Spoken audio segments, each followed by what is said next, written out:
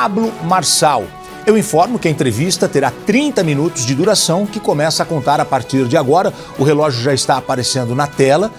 Com 29 minutos eu paro a entrevista para as considerações finais. E a minha primeira pergunta é: por que Pablo Marçal quer ser prefeito de São Paulo? Marçal, boa tarde, seja bem-vindo. Coutinho, boa tarde a todos daqui da nossa cidade de São Paulo. Eu não quero ser prefeito, é a cidade que está precisando de um prefeito diferente. O que está aí já não está resolvendo e eu já gerei riqueza, conquistei tudo que eu quis na vida, agora eu quero mudar a mentalidade do nosso povo, que é muito sofrido.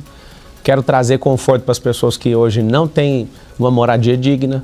E eu me coloquei à disposição por ver que, do jeito que estava aí, às vezes, os candidatos, não falando sobre o futuro da cidade mais poderosa do Brasil, eu parei tudo na minha vida para servir vocês.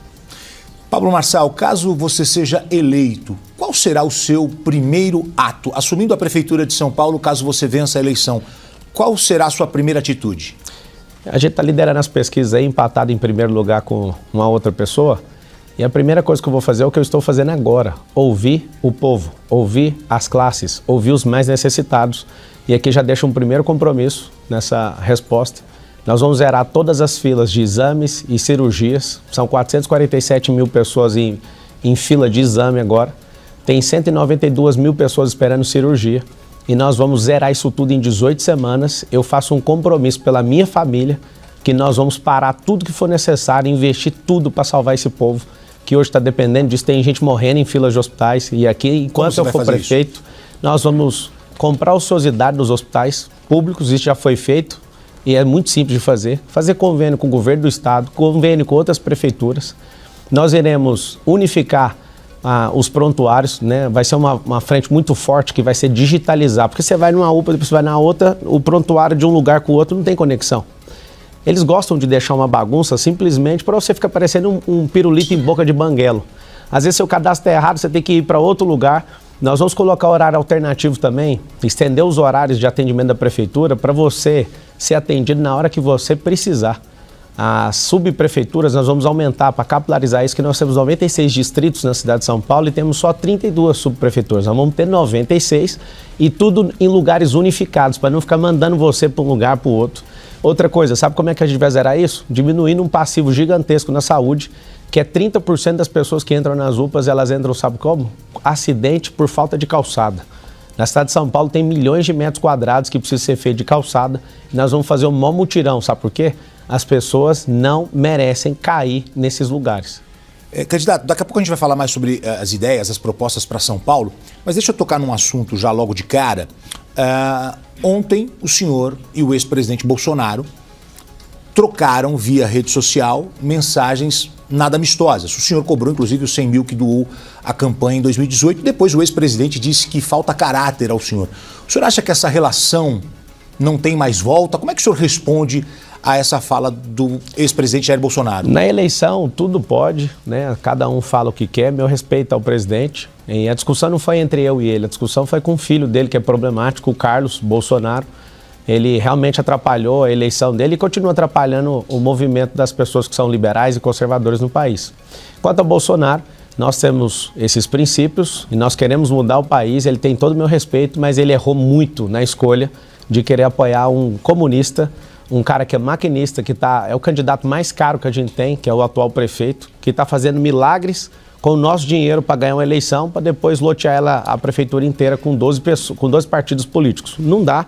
Se tiver do jeito, a cidade está do jeito que você quer, 80 mil pessoas morando na rua, esse lixo de Tietê que ninguém fala, não vi esse homem falar uma vez que vai resolver esse problema, não sentou junto com o governo para tratar esse assunto, o Rodoanel está aí parado há anos, não termina nunca, com 44 quilômetros de rodovia que não termina. Aí você fala, o que o prefeito tem a ver com isso? O prefeito pode impedir o progresso e pode também acelerar o progresso. E se você me colocar nisso, se você me der a chance de ser seu servo como prefeito dessa cidade, que é o servo que tem que mais prestar serviço na cidade, eu vou mudar essa realidade. E um beijo aí pro Bolsonaro. Ele está apoiando o Nunes, ele não pode tirar a palavra dele, mas a direita não tem dono, a liberdade não tem dono. Nós sabemos disso, então que continue o jogo. Eu entendo tudo que ele está falando aí, respeito. E na hora que passar a eleição, volta ao normal. Candidato, o senhor já fez críticas pesadas ao Bolsonaro e depois mudou. O que aconteceu? Eu era candidato à presidência da República. E aí você vai ficar babando ovo pro outro candidato? A eleição de 2022 só tinha um candidato de direita. Quando eu vi isso, eu falei, se der errado esse candidato, o que vai adiantar? Cadê os conservadores? Eu entrei na disputa. E, de novo, sem dinheiro público, sem coligação política, o que você tem que fazer? Chamar atenção. Inclusive, você que está assistindo e mora na cidade de São Paulo, quero te pedir perdão, porque para chegar onde eu cheguei agora, liderando as pesquisas hoje, eu tive que chamar atenção do jeito que talvez não te agradou. Te peço perdão por isso. Não tenho padrinho político, não tenho coligação política, não estou devendo satisfação para ninguém, a não ser para o povo. Eu quero que você entenda o seguinte, não tenho tempo de televisão, e agradeço esse tempo aqui, que ele é precioso, meu partido não tem, eu não tenho fundo eleitoral, não tenho partido político, mas eu tenho uma coisa, o povo. Você vai fazer o M, que eu estou junto com vocês, esse M é de mudança, é de Marçal. Depois dessa discussão com a família Bolsonaro, nessa semana, o senhor teme perder eleitores por conta dos apoiadores bolsonaristas? Não, porque o eleitor do Bolsonaro é um eleitor inteligente. Ele não se curva para o que alguém acha. E eu já falei que a discussão foi com quem? Com o Carlos Bolsonaro. A prova que eu estou te falando, que eu não tenho problema nenhum com ele, tem uma homenagem postada hoje com quase 40 mil comentários no meu Instagram, Pablo Marca 1, você pode ver. Eu fiz essa postagem no final de 2022. Se você olhar, ele me deu a medalha esses dias, almoçamos esses dias. E ele me deu essa medalha, é a medalha que ele dá para pessoas que ele respeita muito. Eu te pergunto, por que ele me daria essa medalha hoje? Mas que Deus te abençoe, capitão. Você foi alguém que ajudou muito o país. A escolha sua foi muito errada de apoiar o Nunes. Eu acredito que continua errada, mas você vai honrar sua palavra, mas a gente não vai curvar a cabeça para comunista aqui na cidade de São Paulo, não. Vamos lá, tenho outras perguntas aqui nessa sabatina, candidato. O senhor organizou um evento de treinamento no ano passado que terminou na morte de um homem de 26 anos.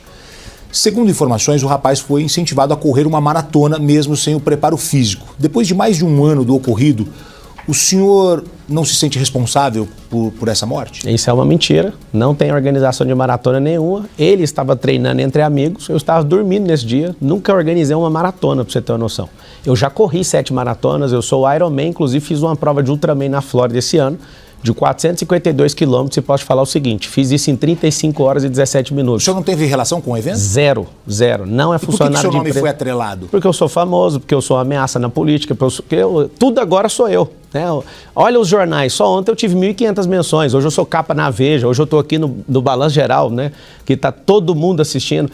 Mas por quê? Porque está o sistema inteiro contra mim, eu estou sozinho, eu estou só eu, o povo e Deus. E aí não adianta, vocês vão vir para cima de mim com esse tanto de coisa. Nunca existiu isso. E eu falo para todo mundo, 1.300 pessoas morrem por dia por ataque cardiológico. Eu já fiz uma prova de 452 quilômetros e posso falar para vocês com toda segurança, correr não mata. E aí, eu respeito a família da pessoa que você está mencionando. Vocês, principalmente a mídia, não vão atrás de pessoas que têm qualquer tipo de problema relacionado se não tiver um famoso. O problema é que ele tem amizade com pessoas que estavam em volta de mim. E aí que está o problema.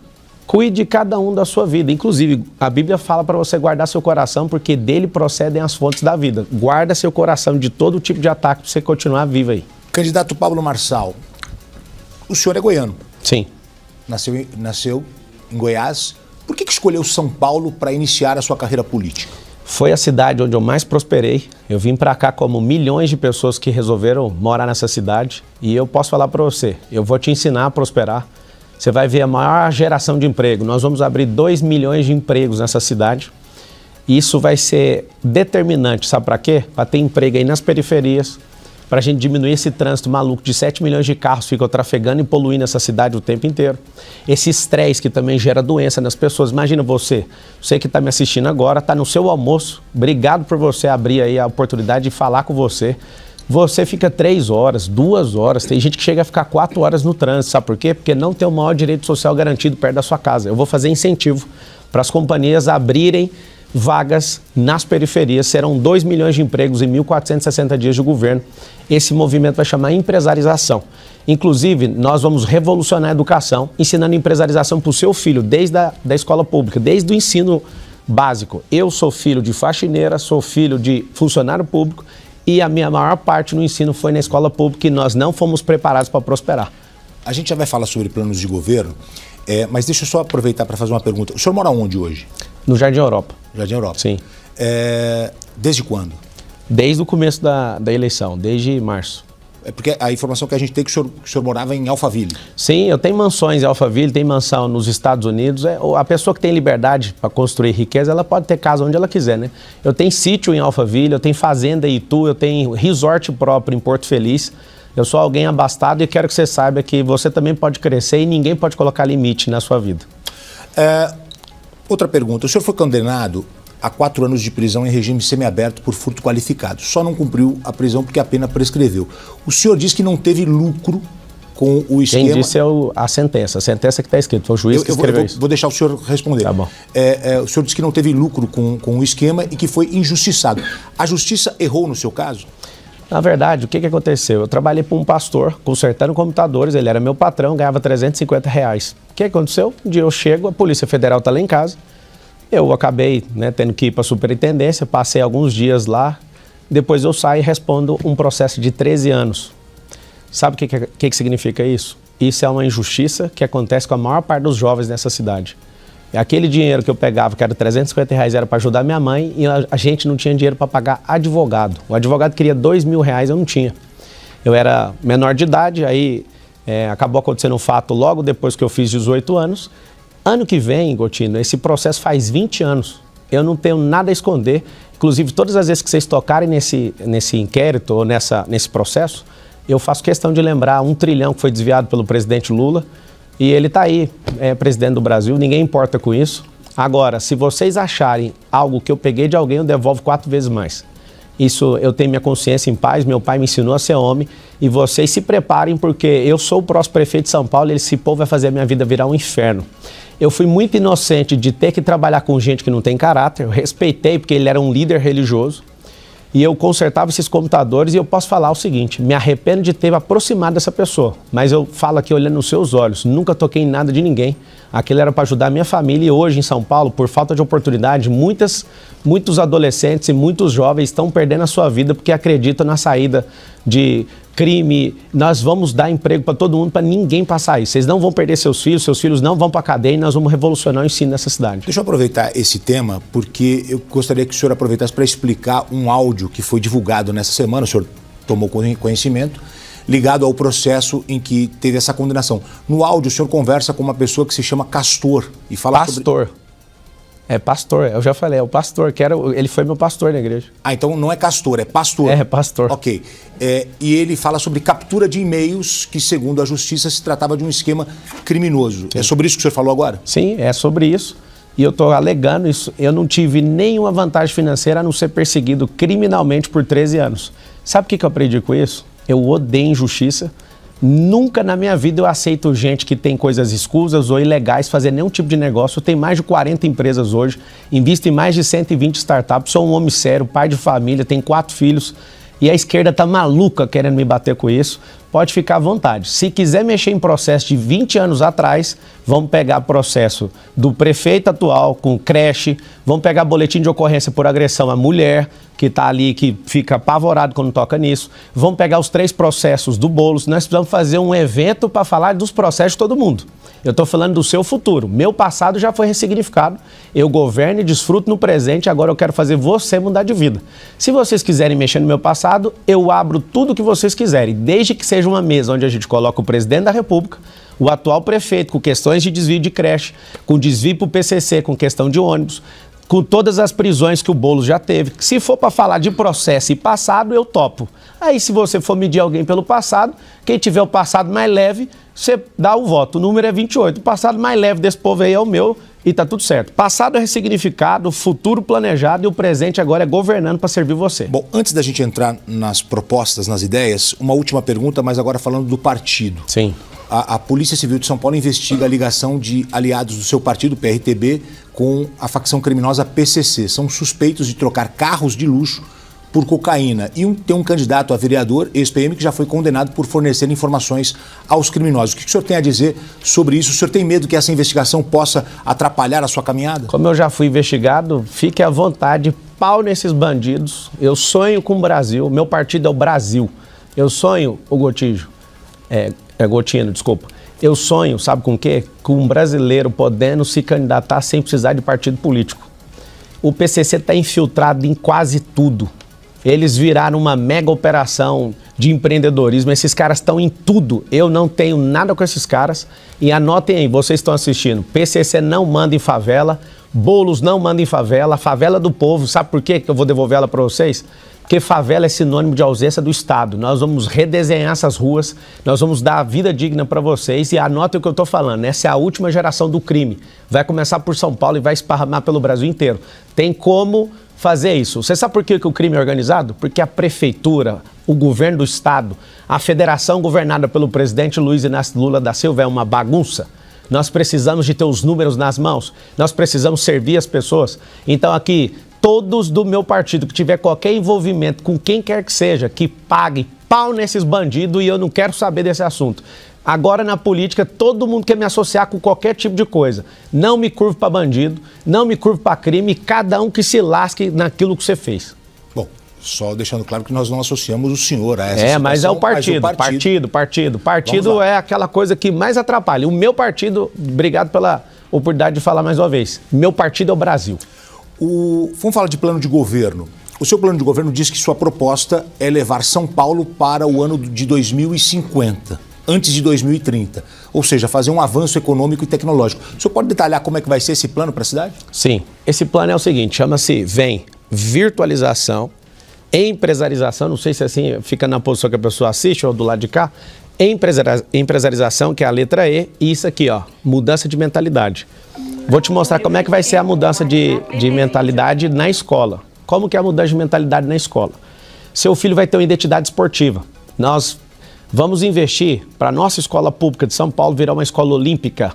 O que significa isso? Só para você ter uma noção, uma base olímpica deve custar algo em torno de 1 milhão, 1,5 milhão de reais. Nós vamos colocar em todas as comunidades que tenham espaço para isso, todas as comunidades, todas as escolas, e seu filho vai ter uma identidade esportiva. Sabe por quê? Porque se você for na Cracolândia ou pegar qualquer pessoa em situação de rua, 80 mil pessoas, você não acha um esportista ali que competiu na vida. É um milagre. Já fui atrás dessa informação e não acho. Se tiver a identidade esportiva, essas pessoas vão entrar em alto rendimento, essas pessoas vão ser competitivas, essas pessoas vão cuidar da sua saúde e elas dificilmente vão morar na rua ou vão enveredar pelo caminho da criminalidade. Então, a mudança de mentalidade vai acontecer nas empresas. Nós somos 2,2 milhões de CNPJs, todo CNPJ na cidade de São Paulo, subsidiado. Não vai ter ônus para o empregador, vai ter a prefeitura fazendo um braço de ensino dentro de cada empresa. Como que isso vai funcionar? Presta atenção. Nós vamos treinar todos os funcionários para eles entenderem inteligência emocional, educação financeira, empreendedorismo, tecnologias e profissões do futuro. Nós vamos treinar, primeiro, você que é funcionário de uma empresa, para você também poder ter a sua. Quem é que não quer ter seu próprio negócio? Eu faço essa pergunta. Segundo, vamos treinar seus parentes, você que trabalha nessa empresa. E nós vamos treinar os vizinhos aonde essa empresa está alocada. Para quê? Você, seus parentes e os vizinhos, para a gente mudar a mentalidade dessa cidade. Vai ser na escola pública, a empresarização, a educação financeira, as profissões do futuro. Seu filho não vai ficar só ocupado. Sabe por quê? Hoje a gente está ocupando as crianças, gastando 25 bilhões de reais todo ano e as crianças não estão entrando no quadro de alfabetização, só 38% delas conseguem ser alfabetizadas. Exato. E só para terminar a resposta, por gentileza. E sabe o que está acontecendo? Você termina a escola e não tem emprego. Então vai ser uma revolução. Você vai abrir seu negócio, eu vou te mostrar como, eu vou atrair investimento de todos os cantos para a gente revolucionar ter emprego. Muito bem. Eu deixo um tempo para cada resposta, mas Desculpa. depois eu interrompo para a gente falar sobre a maior quantidade de temas. Vamos falar de segurança. O senhor diz que pretende triplicar o efetivo da Guarda Civil Metropolitana. Ou seja, dos 7.500 guardas hoje, a cidade passaria a ter 22.500 homens trabalhando, profissionais trabalhando, homens e mulheres trabalhando. O senhor tem o cálculo de quanto isso vai custar? Como é que vai implementar isso em São Paulo? Para implementar isso em São Paulo não vai ser dentro de 4 anos. É uma política institucional para chegar nesse número. E para chegar nesse número, a gente teria que ter o caos que é hoje. A gente investindo tudo em educação, no meio do percurso pode acontecer de não eu chegar nesse número. Porque a segurança pública hoje é uma despesa para o Estado. Se eu investir dinheiro na educação e der emprego, automaticamente o emprego novo diminui a criminalidade, para você ter uma noção. O emprego perto da sua casa já vai diminuir a criminalidade. Solução mais inteligente hoje para o trânsito de São Paulo, emprego nas periferias. Marcelo, por que não tem hoje? Por causa da liberação fundiária, precisa de liberar a escritura aí e vai ter uma revolução disso. Marçal, sabe o que é? Eu te acho capitalista, eu te acho rico. Como é que você vai servir os pobres? É simples. O prefeito tem 41 mil imóveis que precisa ser permutado para a gente tirar várias pessoas em situação de risco. E nós vamos dar moradia, nós vamos fazer habitação como nunca foi visto. Eu prometo para vocês, ninguém em 1.460 dias de governo vai morar nessas casas de lata. Sabe por quê? Uma senhora no Beira Rio, que é uma favela em São Paulo, ela falou assim para mim, aqui quando tá frio parece o IML. Eu olhei para aquilo não sai da minha cabeça. Eu fiz uma promessa para ela, ganhando ou não a eleição, eu vou te ajudar a resolver o problema seu aqui. Eu, como empreendedor e investidor, eu consigo resolver muitos problemas. Agora, como prefeito, eu vou resolver seu problema, o problema de todo mundo. Conclua. Está concluído. Vamos falar de Cracolândia. Vamos lá. O que fazer para acabar com a Cracolândia no centro de São Paulo? Até 2030 dá para acabar com a Cracolândia. Como? Tem duas situações, a causa e o efeito. A causa é educação, a causa é emprego. Educação e emprego vai diminuir lá na ponta. Só que é o seguinte, nós precisamos hoje, pra você ter uma noção, para tirar uma pessoa da situação de rua, levar para abrigo, é 7 vezes uma entrevista com ela e um convencimento. O Sabará, que é meu líder do plano de governo, ele é líder da Arca e foi inclusive secretário e conhece tudo disso. O que acontece? Ele já tirou 3.500 pessoas de situação de rua e deu emprego para essas pessoas. Você chega com um cardápio, o que você gostaria de fazer? O que você já fez? Só que a pessoa na primeira entrevista não vai, na segunda não vai, na terceira não vai, ou seja, nós temos que criar um mutirão absurdo para aumentar a volumetria de entrevistas na rua para levar as pessoas para o abrigo. Tirou do abrigo, você acabou de tirar ela de uma situação horrível, que é ficar ali na rua, né, numa situação de desprezo. Depois da situação do abrigo, terceiro ambiente, vamos levar para uma horta. Vamos trabalhar no McDonald's. Você acredita que pessoas que estão indo no McDonald's agora, você vai lá, para no drive-thru, uma pessoa que está te atendendo saiu da Cracolândia. Nós vamos pegar essas pessoas que estão saindo e vamos pedir para elas serem testemunhos ali. E eu faço um compromisso pessoal. Os políticos não estão tratando a causa. Eles tratam o efeito só na época de eleição. E esse governo atual teve um aumento de 23% de pessoas em situação de rua. Sabe o que vai acontecer? Nos próximos anos, a gente vai ter, não é um Morumbi, é 5 Morumbis de pessoas em situação de rua, se não tiver alguém que tem coragem de resolver o problema. Se não der emprego, não diminui a criminalidade. De novo, maior direito social. Vocês vão ver a revolução nessa cidade vai ser a geração de emprego. Candidato, o senhor tem falado sobre uma proposta polêmica que eu gostaria que o senhor detalhasse para a gente. Os teleféricos, onde eles seriam instalados exatamente na cidade e quanto que custaria isso? O teleférico, ele é um transporte que é o mais seguro do mundo, é elevador na horizontal, só para você ter uma noção, o transporte mais seguro do mundo. Ele custa 5 vezes menos do que escavar para fazer o metrô. É um transporte ecológico, silencioso e traz uma paz na sua alma. Só que eu vou instalar ele só nas comunidades.